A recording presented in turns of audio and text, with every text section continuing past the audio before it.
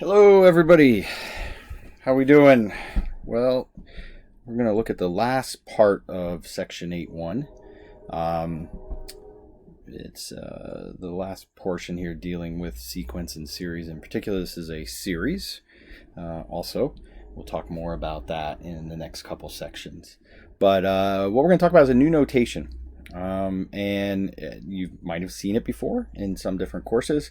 It's two names, Summation Notation, and it's also called Sigma Notation.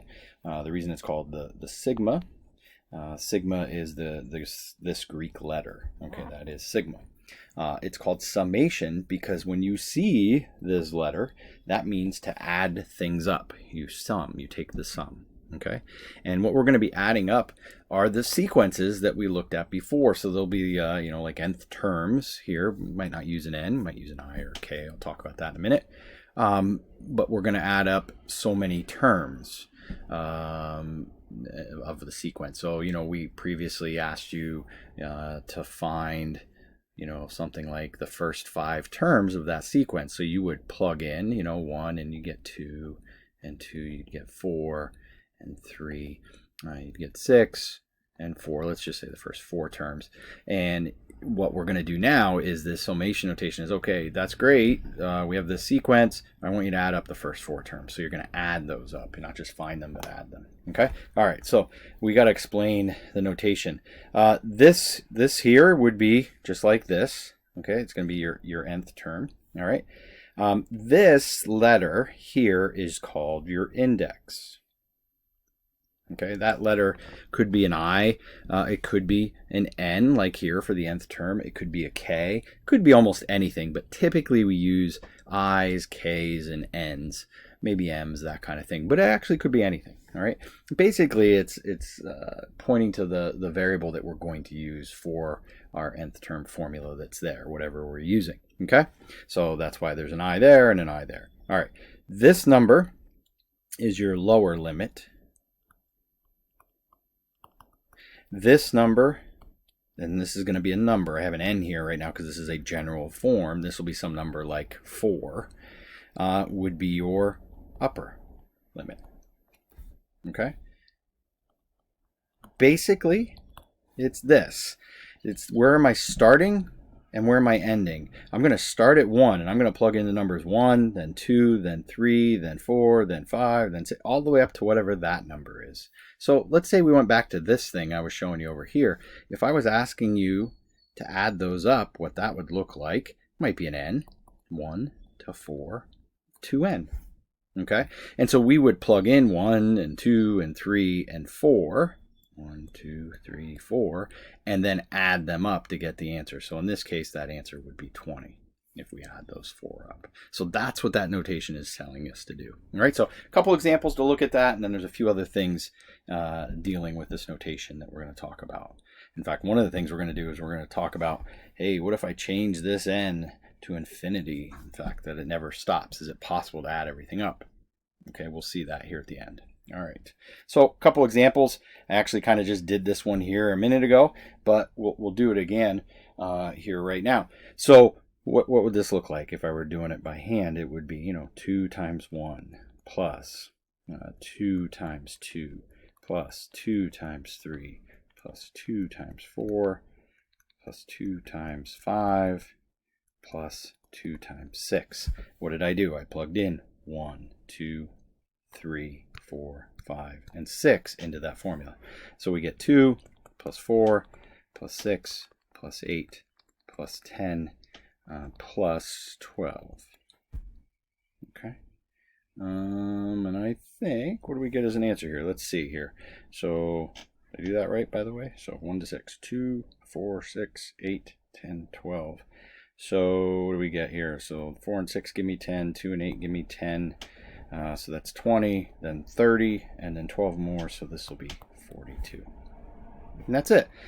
It looks complex. This is really complicated, but I really want you to think about the things that I'm asking you to do here. You've known since Algebra 1. Plug in the numbers 1 through 6, get answers to those values, and then add them up. That's all we're doing.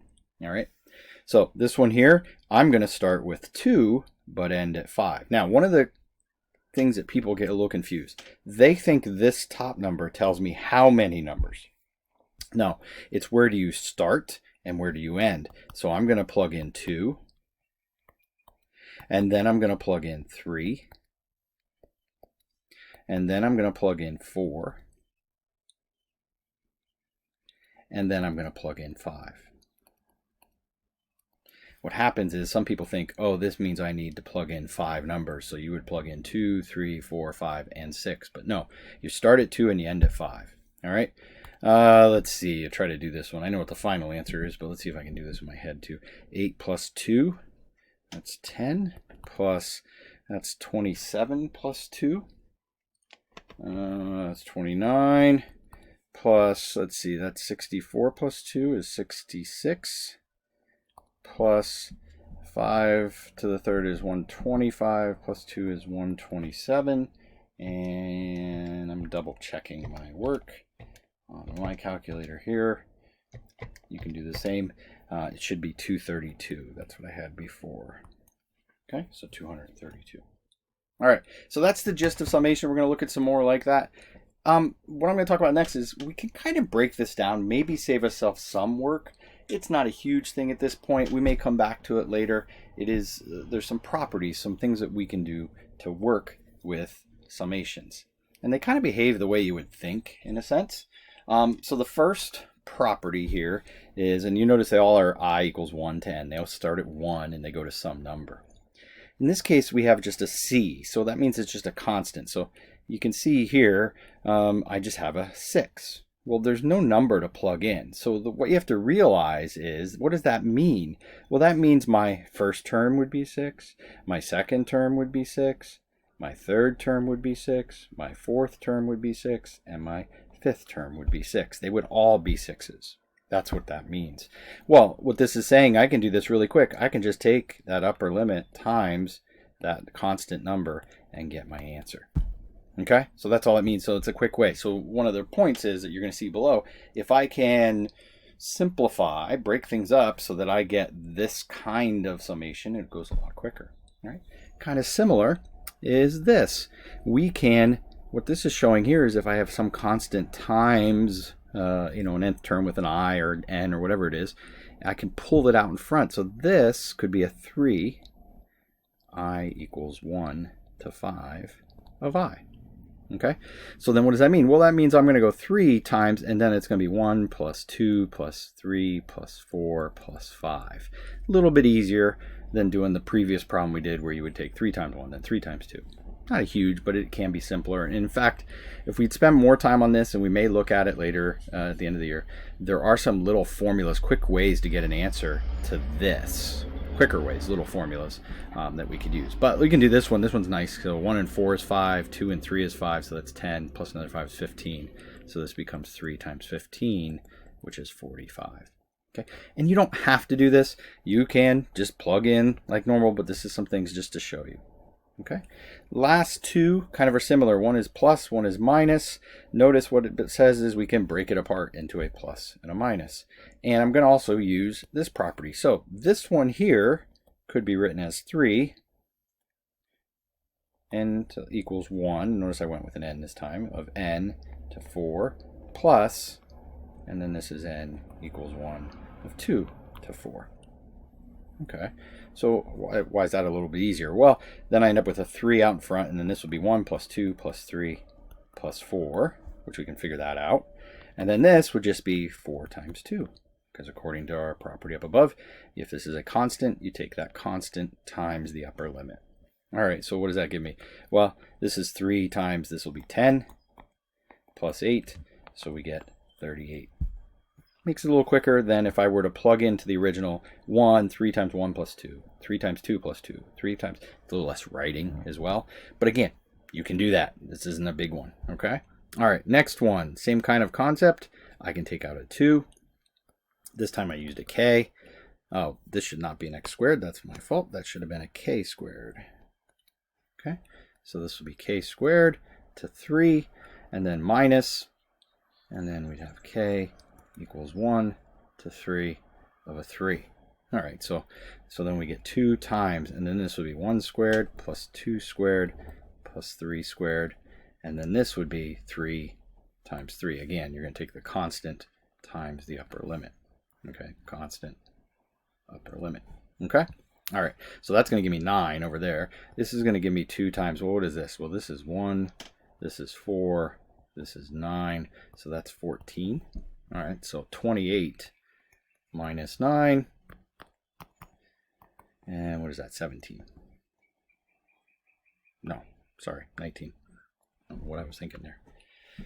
So 19 is our final answer. Again, could I have just plugged in 1, 2, and 3 here? Maybe that's just as quick and as easy. All right, so that's the idea of properties. I'm going to give you some summation problems here in this section to do that, you know, you can use the properties, not use the properties. It doesn't matter to me, but we may come back to those at a later date to kind of talk more.